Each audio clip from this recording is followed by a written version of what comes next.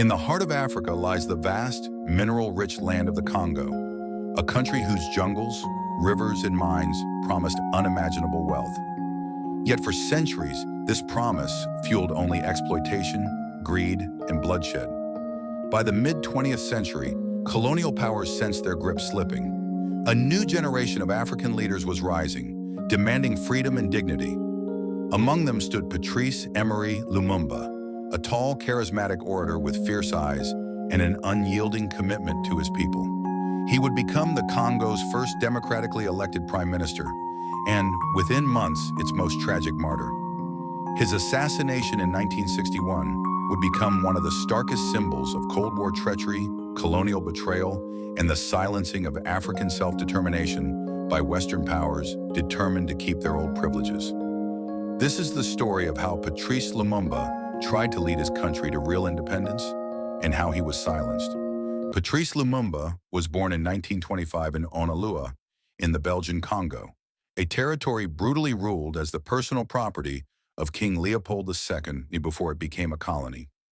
He grew up seeing forced labor, arbitrary punishments, and the humiliation of Congolese people who were denied any real education or participation in governance. As a young man, Lumumba was fiercely intelligent, learning French, reading philosophy, and debating politics in Leopoldville's cafes. He was self-taught, eloquent, and unafraid to speak out, but education was not enough to protect him. Lumumba worked as a postal clerk, one of the few jobs a Congolese man could get with decent pay, and quickly clashed with colonial authorities over alleged embezzlement, serving time in prison. Yet jail only strengthened his convictions. Upon release, he emerged as an even more passionate critic of Belgian rule. Writing letters, making speeches, organizing unions, he founded the Congolese National Movement, Mouvement National Congolais, or MNC, in 1958, demanding not just independence, but unity among the Congo's myriad ethnic groups. Lumumba's speeches electrified crowds. He spoke of a Congo ruled by Congolese, a Congo free from white domination, a Congo that controlled its own resources. To many, he was the voice they'd been waiting for. To others, especially in Brussels and Washington, he was dangerous. The 1950s were an age of anti-colonial revolution. Across Africa, nationalist leaders were pressing for independence. Belgium, unprepared and reluctant, could no longer hold on. Protests and riots in Leopoldville in 1959 forced the issue. The Belgians tried to manage the transition on their own terms, dividing Congolese leaders, sowing ethnic rivalry, but the momentum was unstoppable. In 1960, elections were held. Despite Belgian attempts to sideline him, Lumumba's party won decisively in the national vote. He was appointed the first prime minister of the newly independent Republic of the Congo, later called the Democratic Republic of the Congo. Joseph Kasavubu, another nationalist leader but less radical, became president. On June 30th, 1960, Independence Day, King Baudouin of Belgium gave a condescending speech praising civilizing work and implying the Congolese owed everything to Belgium. Lumumba could not remain silent. When it was his turn, he rose to speak. "We are no longer your monkeys. We are no longer your dogs. We are free. We are free to make our own mistakes, to suffer our own pain, and to build our own destiny." It was unprecedented. In front of foreign dignitaries and the world press, Lumumba condemned colonialism as a system of humiliation, forced labor, and violence. Many cheered him as a hero of African dignity. Western diplomats were scandalized. To them, it was a declaration of defiance and a threat to their interests. Barely had the independence celebrations ended when the Congo began to fall apart. The force publique, the colonial army of Congolese soldiers under white officers, mutinied over pay and conditions. White officers fled. Belgian troops re-entered to protect Belgian citizens. Belgium's real aim, however, was to maintain control over the Congo's mineral-rich regions. In Katanga, the most valuable province, Moise Tshombe declared secession, with Belgian support. Katanga was the jewel of Congo's economy, its copper and uranium mines essential to Western industries and militaries. Without it, the new government was bankrupt. Lumumba pleaded with the United Nations to intervene to stop Belgian aggression and reunify the country. The UN sent peacekeepers, but refused to help him retake Katanga. The West, afraid he would turn to the Soviets, effectively let the country fragment.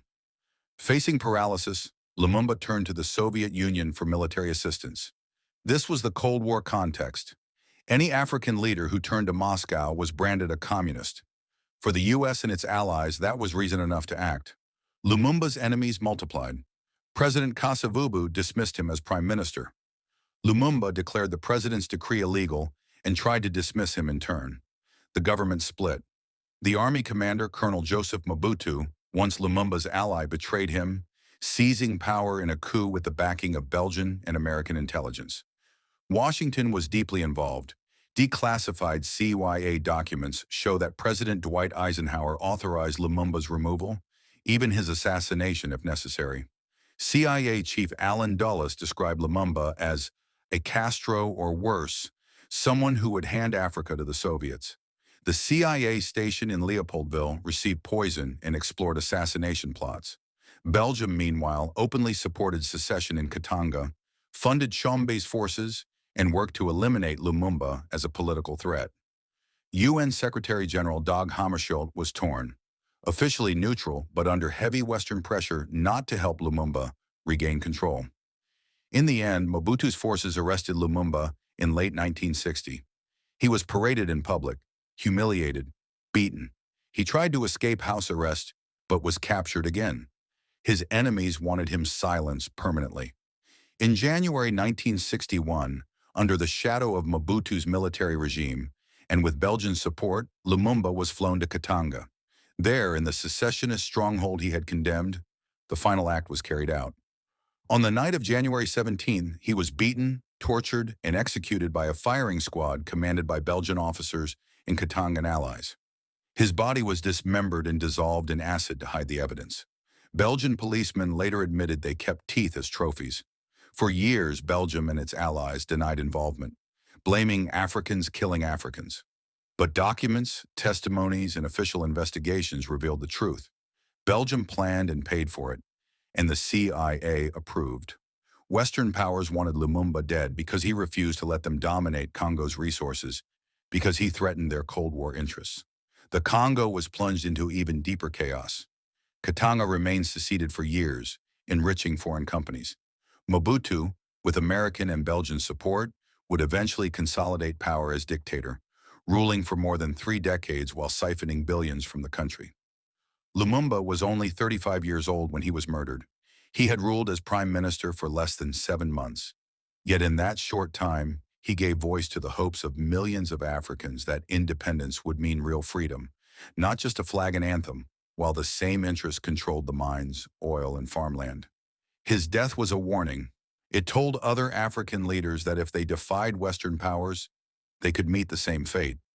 Many learned the lesson well, moderating their demands or accepting neo-colonial arrangements.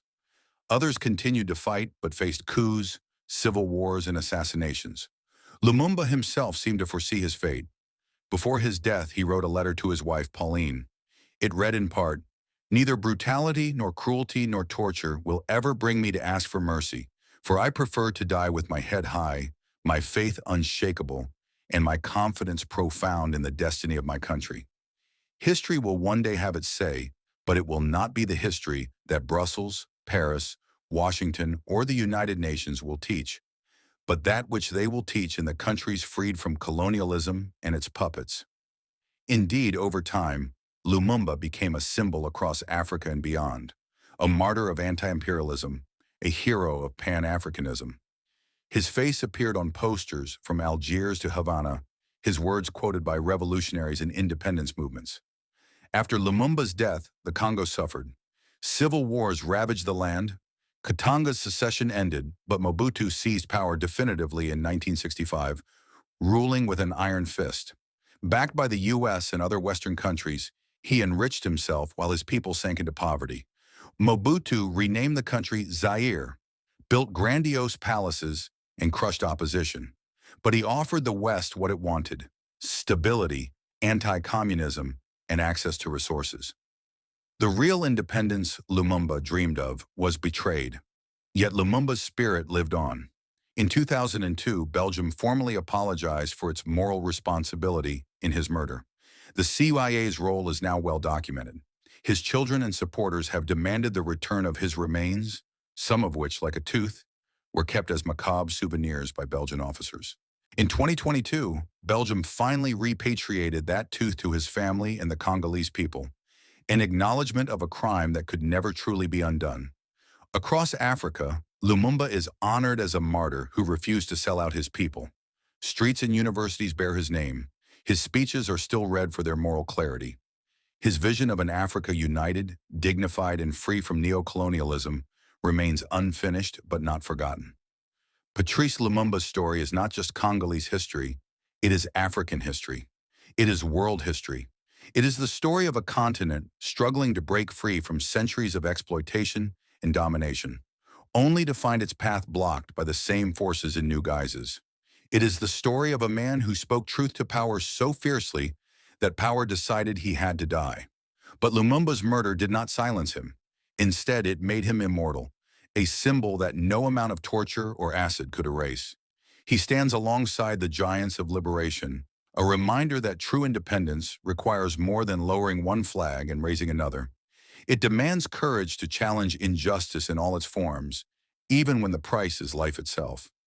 History did have its say, and it judged Lumumba not as a communist puppet or dangerous radical, but as a patriot who gave everything for his people's freedom. His voice still calls across the decades. The Congo will write its own history, and it will be a history of glory and dignity. Today that work continues. Subscribe to Shadows of Power Africa for more powerful stories the world tried to bury.